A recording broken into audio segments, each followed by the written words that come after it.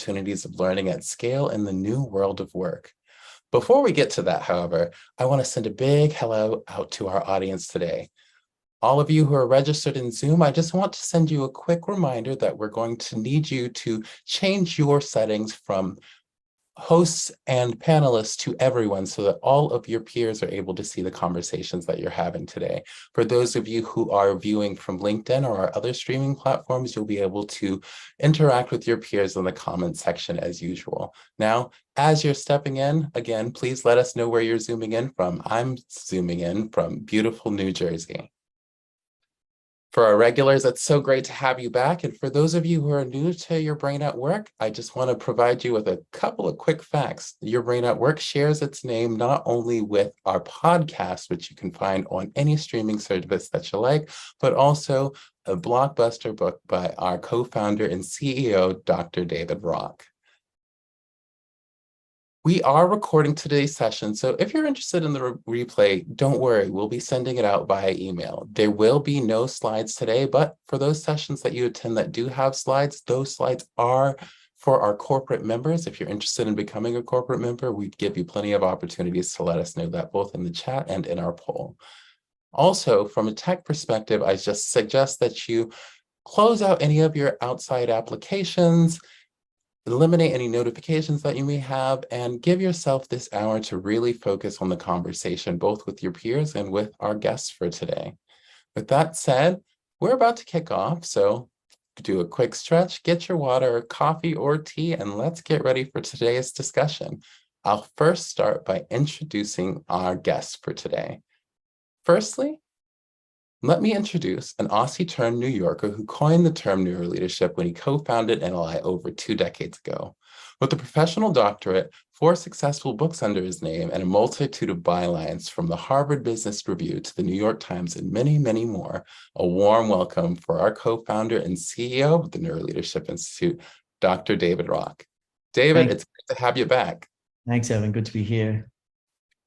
And for our next guest, she will be serving as the interviewer today. She graduated from Emory University, where she studied anthropology and journalism, and has a master's from Columbia University. Prior to joining us at NLI, she was a reporter and editor for more than 15 years at the Wall Street Journal and head of content for Korn Ferry. Her work has also been featured in the New York Times, Bloomberg Businessweek, and Fortune magazine. Please join me in welcoming our VP of Content and Product at NLI, Alyssa Abkowitz. Hi, Alyssa. Hey, Evan. Thanks so much for the warm welcome. And hello, everyone. Happy Friday. David and I are so excited to dive into a wonderful session. David, let's start with sort of what's happening in the world of learning right now. What are some of the trends and forces that you're seeing as you talk to lots of leaders? Yeah, and it's interesting. I've had the opportunity to spend a lot more time with CEOs and CHROs in the last few months as everyone's kind of getting back to in-person events and things are kicking back, full swing in that. And a lot of things are happening. Post the pandemic, where there was sort of a couple of things happened in the pandemic. One was some companies just paused all learning, right? And now they're looking at this and going, it's an opportunity to start fresh. And they're also noticing that they need really different leaders now in the environment that's happening. And they're looking at all that going, hey, maybe we should do something really different in learning. And then there's the group of people who actually innovated during the pandemic and found some great ways of doing learning digitally. And, our research shows, really well thought out digital learning can actually be much better than the in-person side. And so those companies are kind of really looking at this time as well and saying, how do we maximize that? And then there's also this pressure of people trying to get everyone back in the office, and a sort of no-brainer, for want of a better term, is let's do training in the office to make them come back, right? And that looks like a great idea. And if it's done sort of as a kickoff or placeholder, it can be great, but we don't think that's a great trend at all. It makes learning much slower, much less efficient, much more expensive, and much less effective. So all sorts of different kind of trends happening, but at a meta level, companies are thinking about, pressure on costs, right? The need for better leaders, which is becoming, more and more important. And then there's this interesting, development, obviously, with AI and people thinking, how do we, escalate learning. So all these forces are making people kind of rethink a lot of how they do learning overall. Yeah. Great. And we're going to dig in a lot more about sort of what this means in today. So please put your questions, comments in the chat. But before we do that, I want to go sort of back a bit. David, can you walk us through sort of how and when NLI started getting interested in learning? Yeah, no, it's a great question. Look, we've always, from the very, very beginning, basically been listening for people challenges in organizations that folks haven't been able to solve using conventional wisdom, right? And so we've always been looking for sort of the biggest mountains to climb. And all the way back since like about 2003, we were convening leaders and talking to them about kind of what's challenging. And you know, one of the perennial themes was just how do you make learning stick, right? And it's the way people think about that is, you know, we do all this training, how do we make it work? And they're sort of locked into that, you know, that concept. But we saw this question as a really, really important question. There were no like first principles out there for how to make learning actually stick. And so we dug into this. We actually started pretty early, about 2007, we started working on this. And we worked with Leila Davachi, who at the time was running one of the most important memory labs at NYU. And we asked this question, like, you know, how do we think about learning from a brain perspective and really understand the mechanisms? And the way that we went into that, and I'll try not to make the whole session just answer this question, but it's such an interesting topic. But the way we went into it is we realized that for learning to be effective, you need to recall the ideas that you learned easily and ideally under pressure, right? Like if you learn a different way of, you know, running a meeting, you don't want that to be something you remember when everything's great and you forget it when it's important, right? So easy recall under pressure was sort of the metric we were going for. And it turns out there was all this research happening at the time over the previous decade that was starting to put together a really robust theory of how learning and memories form, in particular, how memories form in the brain. Cut a long story short, a memory is a complex kind of set of connections between many parts of the brain. It's not something stored in one part, but the hippocampus, which is connected to the amygdala in the limbic system, the hippocampus would activate according to the strength or complexity of that overall network. And this finding was pretty robust, and they actually tested this theory more than 10 years ago as, you know, are these maps kind of activated across the brain, and is the hippocampus central? And it turns out to be very, very true. So what they found is that there was this almost like a thermometer for how robust a map would be, which would correlate to how easily you'd recall an idea later under pressure, right? Because a much more robust map meant you had many different entry points and, you know, easy to surface the idea. So long story short, what we saw is that you needed to have the hippocampus very, very activated while you were learning something. And what we found is that there were 4 conditions. There was sort of many factors, but we found 4 conditions that looked like suspiciously like first principles. Mm-hmm. And we tested this hypothesis out, and then we wrote a paper, published it in 2010 the first time. And it's actually stood the test of time, 13 years now, as probably the most robust foundational set of first principles we can find for learning. And essentially it comes back to these 4 conditions all have to be really high while you're learning something. They call it during an encoding task, right? But while you're learning something, these 4 have to be really high for learning to actually be easy to recall under pressure. Now, if any of them are not high, or at least moderate to high, if any of them are low, you don't get that. So it's a really interesting framework, right? And we call it AGES because it's attention, generation, emotion, and spacing. And it's sort of a non-obvious thing, but you can actually use this as a really robust set of guiding principles.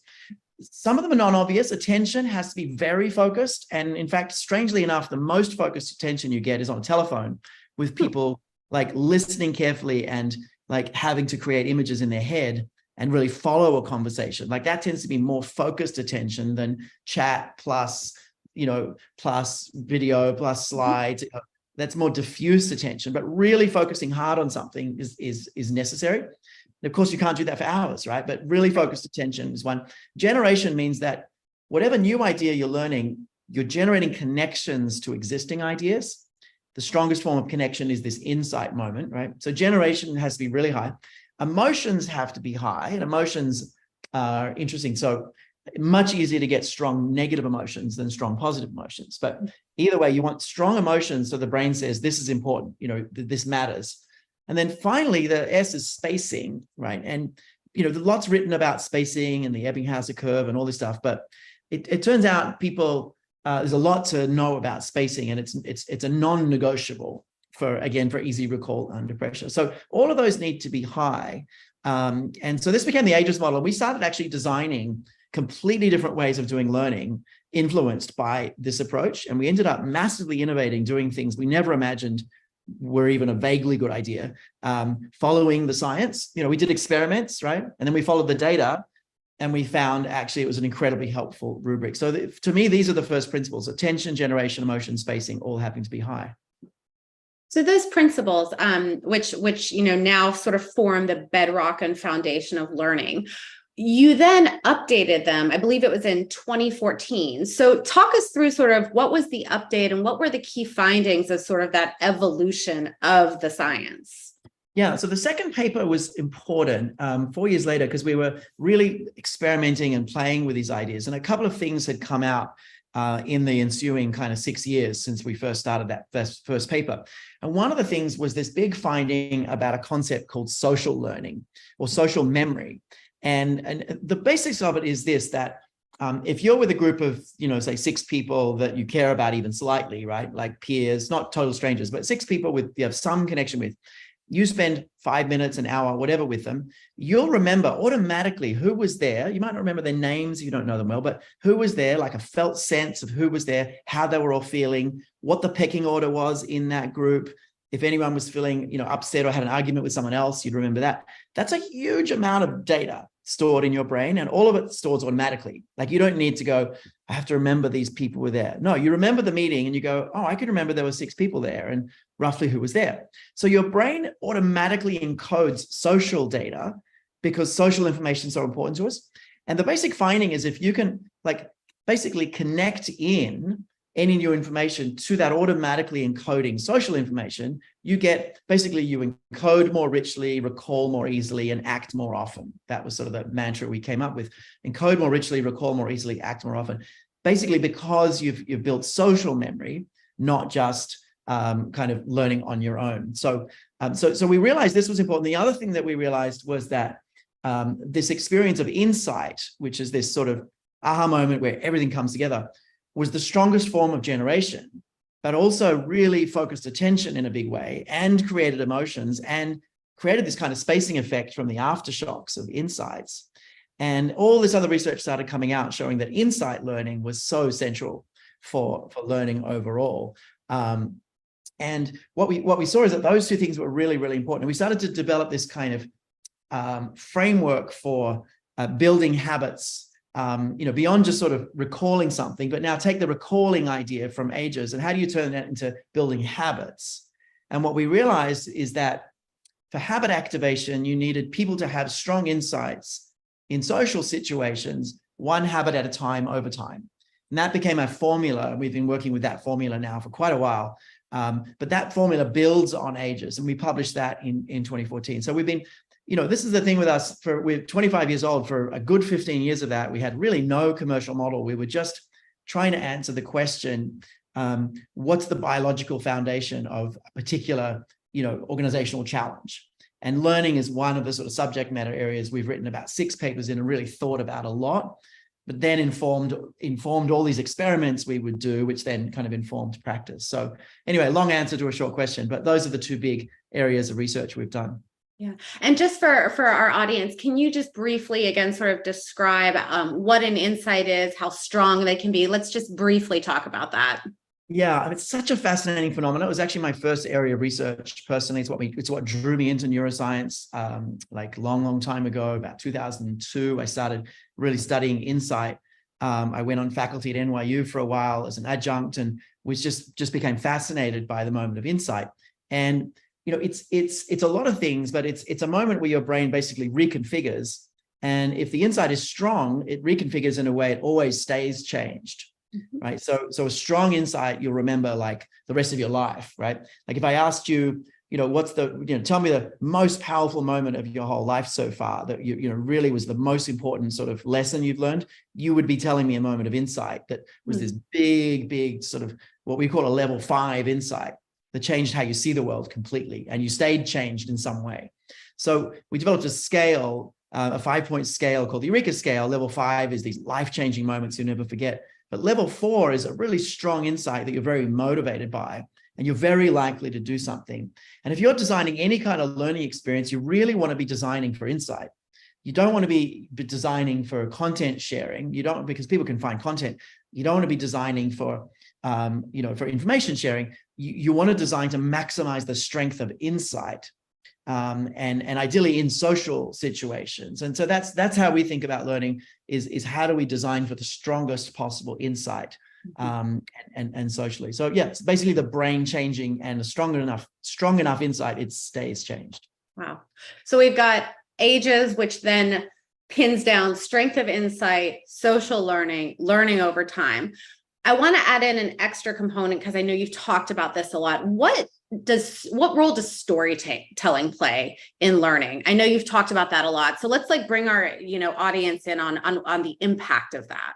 Yeah. No, I love a good story. And the brain loves a good story. In fact, there's a lot of research suggesting the brain thinks most easily in stories, but it's in particular the stories of people interacting, right? And so, I was saying social information encodes automatically. It's social information about people interacting and different outcomes, right? Actions, objects, people, outcomes. That's how the brain kind of holds it all. And so it's a very natural thing. And essentially, if you're writing a piece of something and you start with the story, people are pulled in automatically. You start with something else, they're like, it's work, right? So it's this thing about stories pull people in because it's the natural way of understanding things, right? Now, the interesting thing is, from my perspective anyway, stories are basically one of the 2 tools for creating the strongest possible insight, right? So a really powerful short story, people go, oh, wow, right? They have this aha moment. Same with a powerful book or movie or, podcast. It's like stories facilitate insight. The strongest insight comes from this kind of link between a really powerful story and a really powerful piece of science or research or why that explains the story, right? And so when you have this kind of story plus the science, you get the strongest insight. And that's that's our design principle. It's like don't just tell people that they've got to do something differently. Give them an insight and do that with a story and science woven together, and then you get the motivation to actually do something differently. That's great. Okay, so let's take all of that background to today. What's changed in learning, specifically since the pandemic? You hinted at this a bit in your intro, but let's dig in a little bit of what has really changed in learning. Yeah, it's a few things that have changed. The obvious thing is sort of the AI question everyone has, can we just let ChatGPT teach everyone everything? The answer is probably not a great idea. But AI, the smart use of AI, how can we accelerate learning that, using that? And there's some interesting, early experiments in that. So that's changing. But at a bigger sort of meta level, the fact that AI is coming and, everyone's aware of its disruption is accelerating this phenomena of there's just more to learn than ever. And shorter, the learning we have has a shorter half-life, right? A half-life is how long it lasts. So we have more to learn than ever. It has a shorter half-life than ever. What you learn about AI now will be completely superseded in 2 years, right?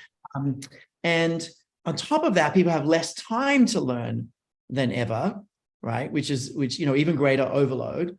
So you've got more to learn, lasts less, long, and then you've got, less time to do it in, right? And even greater overload. And then you've got the sort of consumer expectations where people have been trained with the 15 or 30 second clip, right? YouTube learning is so passé, right?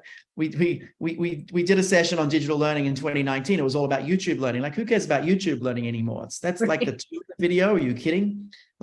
It's the 10 second, the 5 second, the 10, the 15, the 20 second. And it's not just a TikTok thing, those short reels are everywhere, right? It's in Facebook, it's in Instagram, it's in, everywhere. So, and lots of people are using them for learning. So there's this sort of consumer expectation, there's less time, there's more pressure, last short is this everyone's going, wow, what do we do about learning? Do we just build 1,000 TikToks and let AI serve them up to people or something? I don't know. That's the sort of questions that people are asking at the moment. Yeah. And there's also the Google effect, which is sort of the idea that, if you know that you can look it up later, what's the point of learning it? I mean, think about, I don't know about you, David, how many phone numbers do you actually have memorized now? I know probably my husband's, and that's about it, because you don't need to anymore, right? So then, okay, with all of this different behavior happening, talk to us a little bit about how ages can still be relevant in this really complicated learning environment now. Yeah, I think it's really, really important more than ever at this time to actually go back to first principles, right? Mm-hmm. Because what you could do otherwise is just kind of say, be sort of, seduced by the technology and just, do something because, your technology vendors say this could be amazing, right? So I think you've got to go back to first principles. And I want to kind of clear up an sort of impasse you might be having at this point, because it turns out there are two really different, qualitatively different types of learning, right? And for one of those types of learning, maybe ages doesn't matter as much, right? So there's one type of learning, which is basically technical skills, something that you need to learn, you think you'll feel better when you learn it, and you need to use it soon, right? Like it's relevant, important, even urgent for you, and you think you'll feel better, right? So you've been given a job to build a presentation in a new type of software you've never used before. You need the technical skills of using that software, right?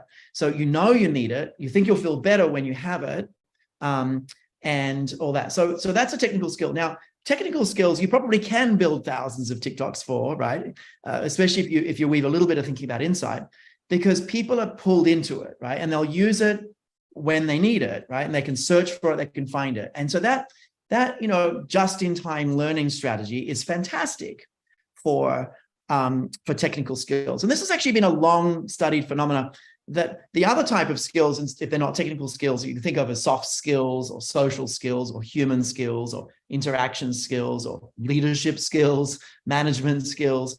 But they're more than just leadership and management. They're sort of more broadly thought of as human skills, right? So for interacting with other humans, you could be as a salesperson or a manager or whatever, but skills for interacting with other humans. Here's what's different. Firstly, you don't know you need it. And in fact, the more you need it, the less likely you know you need it, right? The more you need it, the less likely you know, right? Secondly, if you are told that you need it, it doesn't feel good thinking about learning it. You like, it feels uncomfortable. I don't want to learn that, right? And you don't think it's particularly relevant or important right now as well. So there's this long history of essentially human skills having terrible success in the e-learning environment and in the self-serve environment, right? So lots and lots of research on that. So these human skills shouldn't necessarily be self-serve, maybe with the exception of kind of really tactical things you've got to do, right? So maybe, all right, how do I do this check-in, this once a quarter check-in with this person? It's supposed to be 15 minutes. Show me how I do that, right? I know I've got to do it. I've got to do it well. Give me a little bit of content for that. So I think some of those very tactical things you can, but generally those human skills, we need to really anchor on ages and find ways to scale at low cost and rapidly, really rapidly, some of those skills across the globe. And we're doing some experiments in that we can come back to. But so I think for a big body of the work, who cares, right? If you're teaching people how to use Prezi or some other software, give them a TikTok style skill for starting it, another one for basic skills, another one for advanced, and you can have your own organization build that content. There's some great software for that. You can bring in content from using a degreed platform or something else, but be really careful of that self-serve idea for the human stuff. And this is what organizations are seeing. They're still investing heavily in manager development and leadership development, because they know that self-serve doesn't actually address that.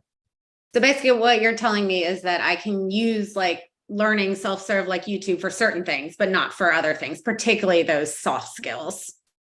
Well, just if you're a CHRO or a chief learning officer or something, like don't assume because it looks efficient that it will be effective, right? Giving people like self-study access to a platform like, one of the, there's a bunch of big platforms. Harvard Managed Mentor is one, and, Skillsoft is another. And there's a bunch of these platforms. LinkedIn has one. We see time and time again, companies calling us, they say, we've got this great platform. We've got millions of pieces of content. In fact, a number of big organizations have access to all of those things, but it's not creating better managers, right? And it's this basic thing that that people don't think they have a problem, don't necessarily feel like better if they're going to use it. And so they're not drawn into the experience. So something needs to focus them. Yeah. I want to go to our audience for a second and actually ask you guys a question. With all of this advent of technology, particularly with AI, I'm curious if you could pop into the chat for us. In the last 6 months, how have you used AI to learn? Have you used it at all? And if so, how? David, let's take a look at what some people have been doing to get to your question of sort of or your point of need for soft skills versus technical skills. Okay, we got not yet from Oliver. And I'll repeat the question. In the last 6 months, have you used AI to learn? And if so, how? Yeah, I think people are using ChatGPT widely for your own kind of acceleration. It's like, is that learning or is that like augmenting yourself, right? So right. I don't know if people are asking ChatGPT, like, teach me to be a better manager. Like, it'll give you like what you could do, I guess. But are people using, say ChatGPT to actually learn? You could use it to summarize ideas, or someone saying, will that help you learn? Maybe. Interesting. Yeah. So definitely assisting with kind of output, kind of, or, preparing reports, first drafts, like developing thinking, all of that. Maybe someone's developing a learning plan, building a simulation in it. There you go. Thanks. So, it's starting to be used, ChatGPT. It's also showing up inside, AI is showing up inside different platforms like Workday and others who are using it to, make recommendations. I think what Microsoft's doing with Copilot is going to be really, really interesting as it kind of evolves. They're thinking about that as literally like a co-pilot that helps you improve, as you go. So I think it's showing up. Yeah, interesting to see some of these. These are great. Thank you, guys. Okay, so here's something that's a little bit of a tangle for me. With such a more awareness of neurodiversity, people talking about different learning styles. Oh, I prefer, a podcast. Oh, I prefer a video. Are learning styles a thing? And what are the different ways of learning? I know there's been some research debunked, some, showing other things. Can you talk us through sort of what a learning style is and what really how we should be thinking about these different formats? Yeah, it's a great question. So firstly, look, you've got to be a little bit technical about this because I don't want to misinform anyone, but there was a whole movement around learning styles, particularly in education, in schools. Like, you've got to, tailor the style to the kid and all this stuff. And what they found, a really robust finding, is that there is no such thing as learning styles. That the kids certainly, prefer different ways of being in the world and this, but when it comes to actually learning, there are some first principles that are really consistent. And that doesn't mean that, you should sit everyone down and make them read a book and then do a test, that's the ultimate learning style. There are much better ways of learning than schools generally do it, but it's not about individual styles. It's about how do you engage the whole brain. And overall, like, the more of the brain that's engaged in learning in different ways, the stronger the insight people are having, the more attention the kids are paying, that increases. So I won't get into a big argument about it here, but there's lots and lots of studies showing that learning styles themselves are, have been debunked as a concept. Now, that doesn't mean autonomy is being debunked. So people feeling like they have choices, right, in something is really, really powerful. So if you say to someone, look, I want you to, learn about running meetings, go and read this article. They're like, oh, okay, maybe. I want you to, learn about running meetings. You can read this article, you can watch this 3-minute video, or you can listen to this 5-minute podcast, pick any of those, right? People are like, okay. There's a little more autonomy. They're not being told what to do as much. They've got a perception of choice. And autonomy is a huge variable. So giving people some flexibility in how they digest something creates less of a threat state, more of a toward state, if you're feeding them things. If you're saying, hey, we want you involved, in the learning. So I think there's a role for autonomy, a really important role for autonomy. And then, of course, the devices we have, the phones, right? These devices are like remote control devices for your life. And we've been primed to basically go there when we have any problem, right? Oh, we need a hotel, let's go there, right? We need dinner, let's go there. We need a car, let's go there. We have a problem, let's go there. Like, it's really, in the same category. And so we have been primed to go to our phones first when there's any problem to solve. And, that's sort of a trend that's happening. So, whatever learning we do, a lot of people are going to use their phones as sort of the first wall. So it sort of has to work in that environment. But there's so learning styles debunked. The strength of insight is not something that changes because we're all really busy. If anything, it's more important. The strength of insight is more important. I mean, let's address this from a personalization perspective, because this is sort of what I'm hearing you saying. You give people lots of options, you get greater autonomy, right? You get people leaning in more. But what can happen, and I've seen this, you got 20 leaders and you give them 20 possible different pieces of content, and you say, I want you to do what works for you. There's no common language, right? And also there's no coherence. It doesn't all fit together individually or between the group, right? And so the downside of kind of personalizing is it might be good for that individual, but is it good for the team? And is it good for the organization? So you've got to strike this balance between giving people some personalization, but also having shared language between people. So it's really an interesting balance. And I'm brought in a lot to design leadership programs, and often what we'll see as sort of the sketch will be, I saw one this week, it will be like, we've got this broad theme of, say, accountability, and we're going to bring in these 4 different thinkers who each have a big book on the topic, and we're going to, introduce this to people. And so they're trying to create attention and interest through status, right? Someone's published a book, that's great. You need something to get attention and interest. But then 4 completely different thought leaders on the concept of accountability, it's going to be a mess. So what's happening in the world of personalization is less coherence and less kind of shared language. And this is why the demand for leadership development isn't going away in the world of LinkedIn Learning and all these things, is that there's still this big demand to really bring people together and create better management and leadership skills more proactively. So you need this coherence and fluency for the personalization. That definitely feels like some challenges. What are some of the upsides, though? Because I know, as we've even designed some of our programs, some of the feedback we've gotten is, oh, that was great, but it's not relevant to my job. Oh, I like this, but I don't see myself, playing out this scenario. So how can personalization help in those terms? Yeah, I think personalization, I think we're a long way from kind of being able to use the upsides of personalization, but it's coming. I mean, people want to know that learning is relevant to them, right? That it's got to be, it's got to be super relevant. I mean, I think one of the, let me go back and answer the question this way. There's kind of 3 ways of doing learning. If you think of this structurally, right? There's just in case learning, which is giving people a manager or leadership program or soft skills program, right? In case they need it down the track, right? So you're starting as a manager. We're going to put you in a first-time manager program to teach you how to have better conversations and give feedback more effectively and all of this. So that's just in case, right? Then there's just in time programs, right? Which we've been experimenting with for quite a while. And that's, you go and do some learning right, at the point that you need it. So you're about to do your performance review season. You're going to do a learning module specifically about that. You're going to spend a month learning about quality conversations just before you do your performance review season, right? So there's sort of just in case, there's just in time. The third category, which is fascinating, is more in the flow of work. And this is where AI can help going forward. So in the flow of work is actually your calendar says, hey, you're about to have a one-on-one with a new employee. Here's some guidance for, how to do this. And we've got some strong hypotheses on how to make that a real insight moment.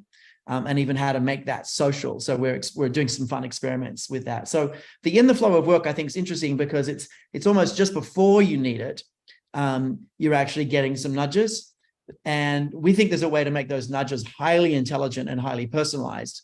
based on your scarf profile and their scarf profile and things like this. So, we're doing some really crazy innovations at the moment, experiments to see how we can move to the in the flow of work side of things, and give these people these insights just before they have to do something or as they're going to do it. So I think there's a new category of learning coming, and that's, I think, where we can personalize. Around a particular task, we can personalize much more based on sort of the past performance of that person at conversations. Hey, look, you're really verbose, a 20-minute meeting seems to be an hour, try this, so you can personalize based on past performance, based on, their profile, other profile, and give people these helpful nudges. So I think that's where the future is. That's fascinating.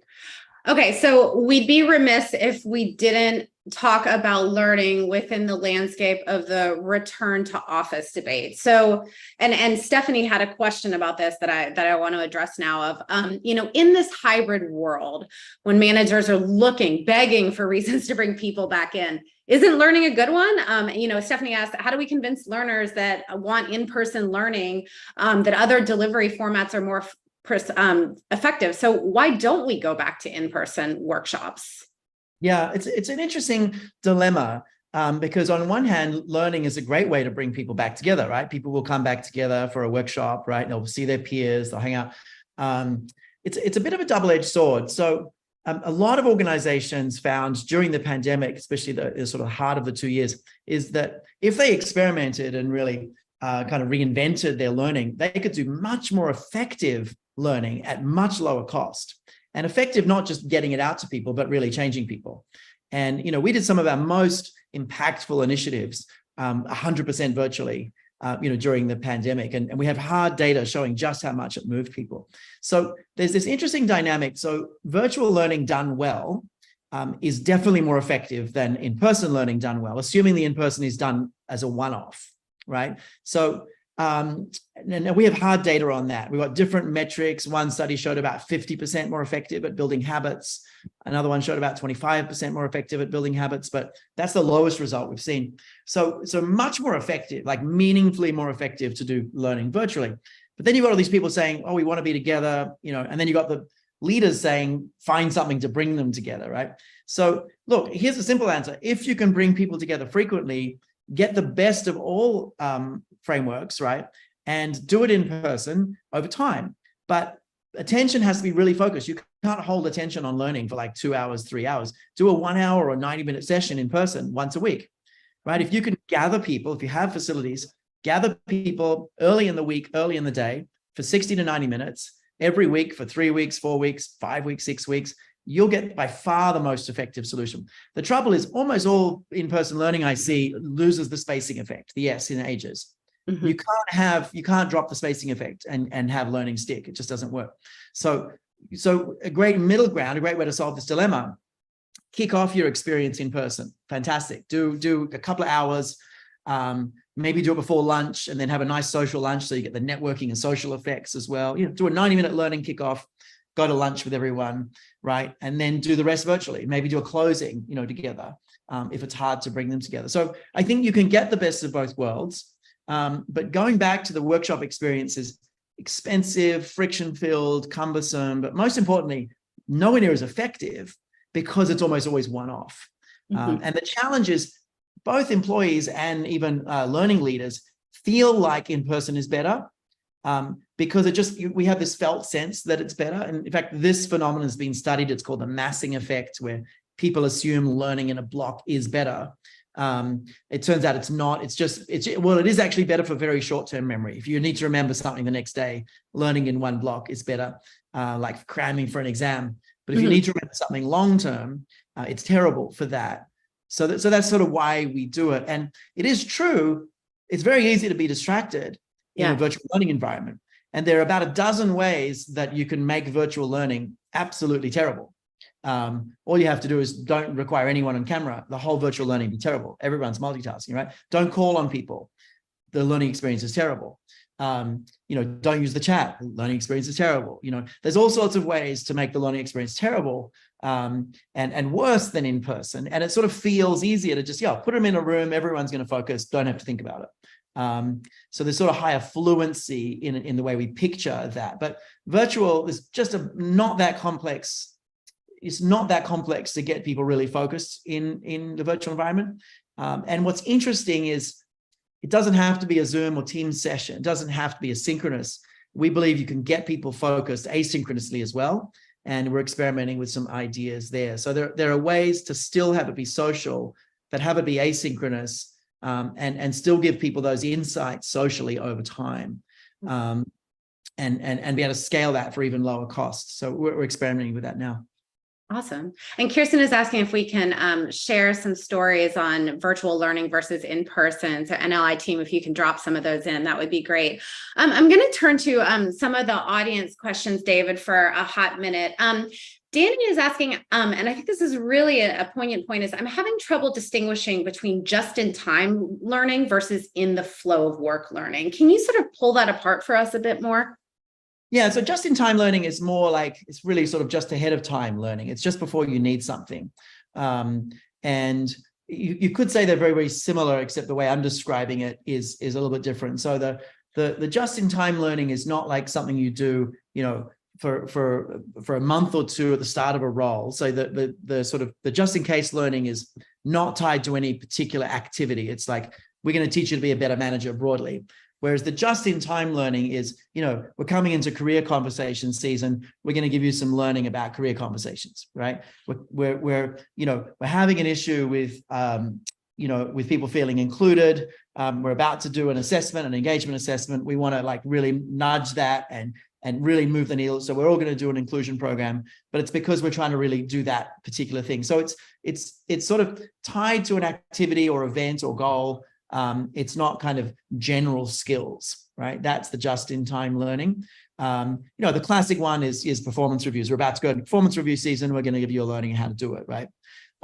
Which is a little bit different to, your computer, sending you something before you're about to do it, which is in the flow of work, or as you're doing it, right? Like literally giving you feedback on the fly as you're doing something. And I think that's the learning in the flow of work. As you're literally doing it or about to do it, you're getting digital nudges of kind of how to do this better. Great. Thanks for that clarification. You guys keep the questions coming. These are great. Okay, I'm going to go to one other one from Win. How does insight and engagement impact on stretching so-called limited mental resources? And this gets into something, David, that I want to dig into is, in this environment with layoffs, with, lots of technology, asking to do more with less, how do you, really be able to create this insight and engagement with limited mental resources? Yeah, it's a great question. Look, when I'm building learning, and I'm deep in building some new learning experiences at the moment, right? And I'm thinking deeply about kind of the core skills that first-time managers need. And as I'm deep in learning, I'm asking myself the question, what's the fastest way to give people the strongest possible insight? So I don't go, oh, I've got a half-hour learning module. How do I fill that, right? I go, okay, so what's the particular habit I want people to build, right? Let's say it's a habit of staying cool under pressure and like regulating your emotions, right? Managing your emotions. If that's the habit, what's the insight we need people to have to build that habit? And then what's the most powerful way I can give people that insight the fastest? And it's a really important question. And sometimes the answer is it's a 1-minute piece of content. Sometimes it's a 5-minute, sometimes it has to be 2 hours. But mostly we find you can give people a really strong insight in 5 to 6 minutes of an experience or content. You can give people a pretty strong insight in that time. Now, we were surprised by that. We sort of challenged ourselves with it. Honestly, it felt completely insane when we first tried it. But we continue to surprise ourselves and find that you can give people a pretty strong insight in like a 5 or 6 minute experience if it's really carefully designed. So the question is, how do you make something really compelling? And so, instructional designers are one category of people. We try to hire what we call insight designers who have that instructional design skill, but they actually need the skills of like powerful storytelling as well. And almost like people who are really good at telling jokes, like know how to like build it up and then get the punchlines so it really wows people. It's like there's all these other skills in insight design that are about kind of getting to the heart of it, being really kind of crisp. Every time I look at anything that we build, I take out half the words. Like, oh, we can do that in half the words, right? You're laughing because you see me do that every week. Oh, yes. It's like people's attention span is so short. How do we cut right to it? That's what I think it is. And then the learning becomes engaging, because if you go straight from kind of impasse to insight without a lot of effort, right? When you go from impasse to insight, it releases a lot of energy. Yeah. The insight experience releases a lot of motivation. I think about when I'm writing, I'll write, and then I'll hit a block. I'll be like, I got nothing. I've got to go for a walk or a run or a swim or something. And then I'll suddenly have an insight. And at that moment, I have to rush back to my desk and keep writing, because I've got the energy again, right? The insight creates the energy. And I think, we've got to remember that insight drives people forwards. And so we want to design for insight in learning, but also in meetings and in how we interact and in what happens when we come together in person. And, we really should be designing for insight across all of that. Great. I'm going to take one more audience question, and then I have a few more. From Leslie, this is a really interesting question. Do you think personality or behavior plays a part in employee engagement when it comes to learning development? There may be employees who are more likely to take initiative to create time for learning on a regular basis, but how can we develop that desire for learning in all employees? Yeah, it's a great question. We've been doing a lot of work to instill a growth mindset into organizations.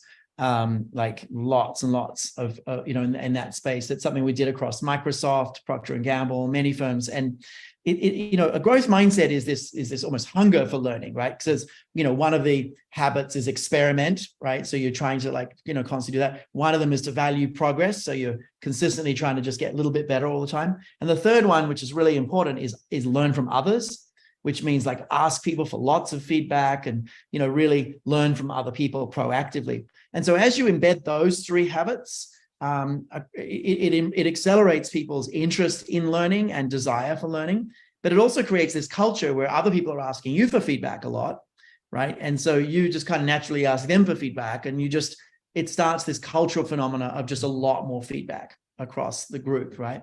And don't think about a tool for that. This is just a habit to embed in conversation. It should be something everyone does every day, just about. But this kind of asking for feedback, experimenting, trying things, super, super important for creating that overall learning culture. And then just remember, the number one reason people do something is they think everyone is doing it, right? So if you're trying to create a learning culture, you want to highlight how much people are learning and share that back to people and make it look like it's something everyone is doing, and that it's a real priority. And that's how we get these things moving. Great. On that note, I'm actually curious, for the audience, I want to ask you one more question. How much time do you spend learning in the average week right now? Pop it in the chat. Let us know. I'll say it again. How much time do you spend on learning in the average week? Yeah, that's a great question. 2 hours, 4 to 6 hours. Yeah, 1 hour. 85%, 1 hour, 1 to 2 hours, 6 hours. Wow. Well, David, what are your thoughts as you're seeing these come in? People are spending 12 hours a week learning. Maybe that means they're building, starting a new role and having to learn on the job and things like that. So I don't know if we defined it.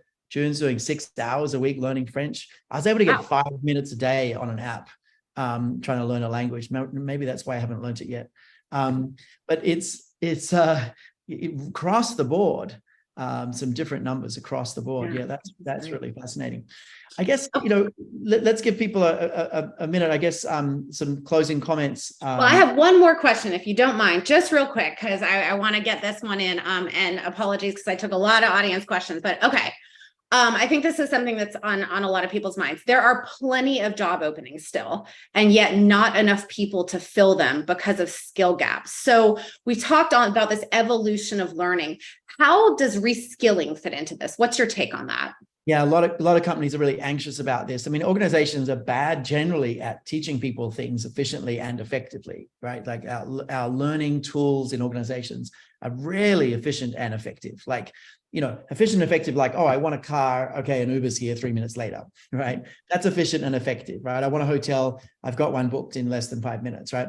So efficient and effective, you have a learning gap and you're able to solve it, right? Organizations are not good at that. on the whole. So there's some real breakthroughs in just, accelerating learning on, to be efficient and effective. And that's underpinning the reskilling revolution. But, we're thinking about reskilling. We're looking at the critical habits managers need to drive reskilling movements. Growth mindset's clearly one of them. But we're looking at that. We'll come out with a solution on that in the next few months, I suspect. We're also thinking about the AI revolution. I think there's some core cognitive skills that everyone could have in any job, in any AI product, that help you see how to augment yourself. And so we're working on a solution called Augment that gives you like the muscles for working out kind of how to scale yourself with all kinds of AI. So we're thinking about those two things at the moment. The other thing we're thinking about, which is really fun, is we've started work on this question of what is everything that a first-time or middle manager would need if they really wanted to understand the brain and be more effective. And we've started looking at asynchronous ways of teaching that and kind of developing that. You'll hear more about that. We're launching at our summit coming up. Speaking of which, a couple of quick announcements before we go to wrap. Our summit is back in person. We just opened registration. The program is up.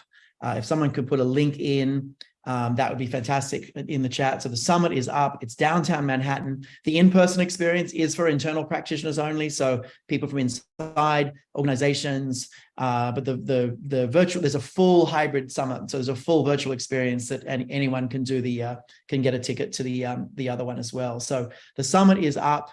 We're also out there doing a lot of executive briefings, including on learning itself, on rethinking learning. So we're doing executive briefings on learning, on a big topic on people's minds. How do you kind of de-zeitgeist DEI, like make your DEI strategy zeitgeist proof and really be able to grow it in this environment? So we're doing some briefings on that, and also on culture and accelerating culture change. So doing a lot of briefings there. We also have an insiders community we're building. We have some events next week. In fact, if you're from an organization, think that you're one of our kind of followers and super fans that really wants to stay in touch, just put the word insiders in the chat, and someone will follow up and get you an invitation to that. That is for folks from organizations, but really, really interesting community. Or you can just click on the link that is there. So put the word briefing if you're interested in any of those briefings, or insiders in the chat, and someone will follow up with you. Evan, if you want to put the poll up just as we make any sort of closing statements, so people who want to jump off can get a bio break before the David, thank you so much. This was a fascinating conversation. I could dig into even more. Really appreciate your time and energy around this. Thanks. I think my biggest insight today is that it's even more important to go back to first principles. When you could do anything, make sure you're doing the right things. And technology is going to help us be able to do kind of almost anything. So I think particularly for those human skills, we've got to come back and think about this even more. Thanks so much for your partnership, Alyssa. Thanks, Evan, as well. Folks, if you can click one of those links, helps us know how to follow up with you, and look forward to connecting. And try to make it to the summit, even virtually. It's going to be our best one yet. Thanks, everyone. Bye-bye. Thanks so much, David. Thanks so much, Alyssa. And thank you to the Neuroleadership Institute community for joining us for another fabulous episode of Your Brain at Work Live. Again, please do take a moment to explore those links. I did want to share one other announcement. If you love today's dive into learning, then you're going to love next week's episode of our Neuroleadership Foundations webinar series, where we will be digging even deeper into the neuroscience of the AGES model. I believe one of the team members will be posting that in the chat.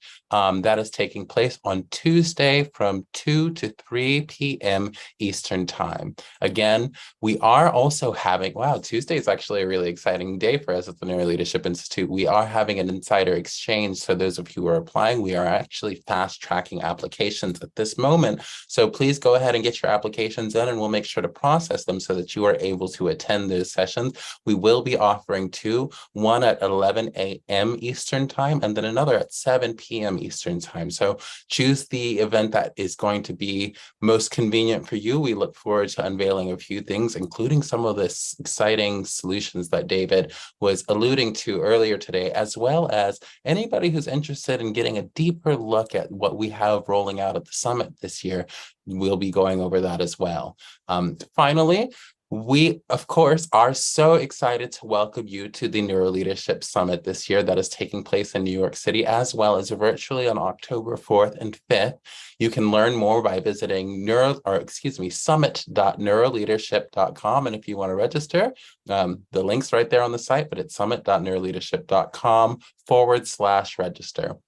Neuroleadership community, I just want to say, you can spend an hour anywhere in the world, and we are so grateful that you choose to spend this time with us. I look forward to seeing you again soon, and I hope that you pass this along to anybody else who you think might find this information useful. We are always looking for ways to grow the neuroleadership community and spread this education with the world. It is with your help that we are able to make organizations more human and higher performing with science.